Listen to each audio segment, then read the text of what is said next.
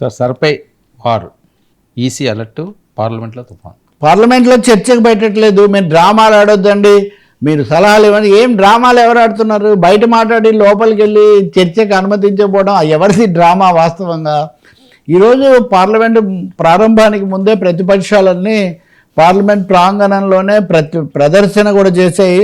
చాలా సంచలనం, మీరు ఆందోళన కూడా కలుగుతుంది. ఇప్పటికీ దాదాపు 30 మంది చచ్చిపోయారండి సర్ ప్రాసెస్లో. బిఎల్ఓలు, బూత్ లెవెల్ ఆఫీసర్స్. అంటే వాళ్ళు ఎంత ఒత్తిడికి గురవుతున్నారు.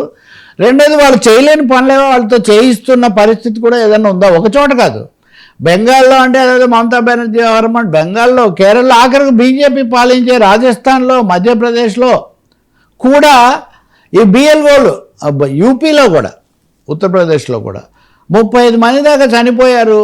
ఈ చనిపోతే ఈ ఆందోళన కూడా మొదట మామూలుగా తీసుకున్నారు. ఇంకోటి ఏంటంటే టీచర్ల మీద ఎక్కువ ఈ పని పెడుతున్నారు.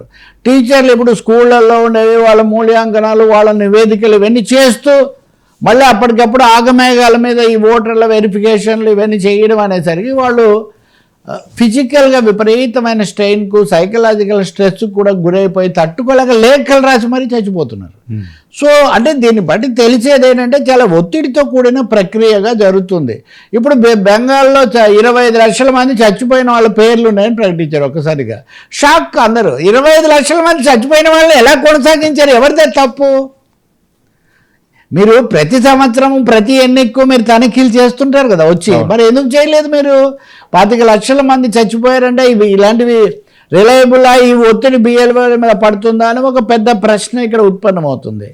రెండో విషయము, ఈరోజు పార్లమెంట్లో ఈరోజు కూడా కనిమొళి డిఎంకే తరఫున అడుగుతున్నారు. తమిళనాడులో కూడా చేస్తున్నారు. ప్రతి రాష్ట్రంలో ఏంటిది, మా ప్రమేయం లేదు, ఉద్యోగులు సిబ్బందిని మీరు చూసుకోవడం లేదు, రాష్ట్రం మీద రుద్దేస్తున్నారు అని. కానీ పార్లమెంట్లో మటుకు సర్ మీద చర్చకు వాళ్ళు సిద్ధపడడం లేదు. సర్ అనేది పెద్ద గేమ్ చేంజర్ లాగా కనిపిస్తుంది దేశ రాజకీయాల్లో మటుకు. బీజేపీ ప్రస్తుతానికి గెలిస్తే గెలవచ్చు, కానీ మీరైతే సిద్ధంగా ఉండండి. రాజ్యసభలోని కూడా ప్రతిపక్షాలు అక్కడ కొంచెం సంఖ్య ఎక్కువ ఉంటుంది కదా, వార్నింగ్ ఇస్తున్నారు. సర్ అనేది పెద్ద దుమారంగా మారబోతుంది.